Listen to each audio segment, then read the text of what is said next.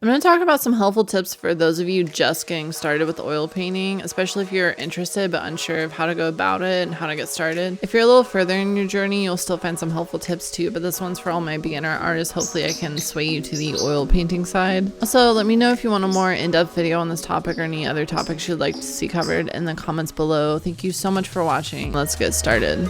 Okay, my first tip is to look for used oil paints. The really cool thing about oil paints is that they don't go bad. They can have like a shelf life of like 30 to 40 years. If you're on Facebook Marketplace or Craigslist or garage sales or estate sales, they stay good for a really long time. You do want to be aware that some of the older paints can have hazardous materials, so if you're unsure, do a little bit of research. But you also want to make sure that the tube is in good condition. If you see a corner, especially at the bottom, that's leaking or it's discolored, that can be a sign that the tube has like come unsealed at the bottom, and so you kind of want to look for that. But as long as it's in good condition, that the lid isn't leaking a bunch either, that the tube is like soft and malleable, go ahead and try it out, especially if it's a good price, which it should be because they're used. Also, this painting came from an older set of paints that I got on Marketplace, and shout out to Winsor & Newton because I searched for them and I tried to find a label and tried to find some info to see what era they were from, and I couldn't, so I actually found an email and I emailed them and they dated them for me, so shout out to them. They were from the 90s, so you can see right here that these paints are still good. I don't know that I would paint a really serious painting with them, but to just practice and get used to painting, it's really helpful. Also, pro tip, if you get older paints and the lid is seized, you can just put them upside down in a jar of warm water for a few minutes and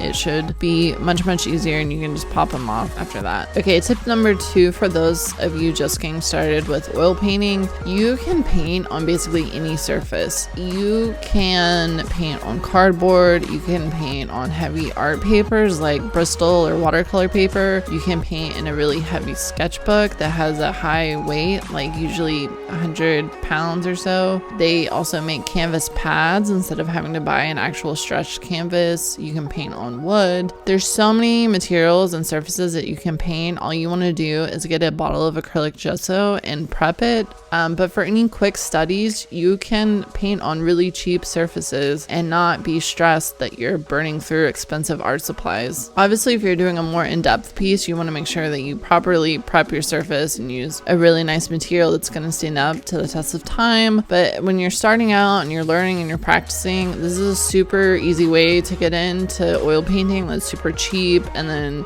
you can see if you like it or not, and then you can practice on it and not feel any guilt. Tip number 3, oil painting actually can be simple and you don't have to worry about getting a ton of mediums and supplies. I know that you might hear favorite artists talk about supplies they use, you might hear people talk about paint thinners and all these different type of mediums and things like liquid and everything, but painting actually can be simple. I actually only use refined linseed oil. It's super helpful because it'll make the oil paint super smooth and vibrant. It'll also slow your drying time, which is really helpful if you like blending a lot, or if you're just a slow painter like me. It's really helpful also because the paint you're using is pigment suspended in oil.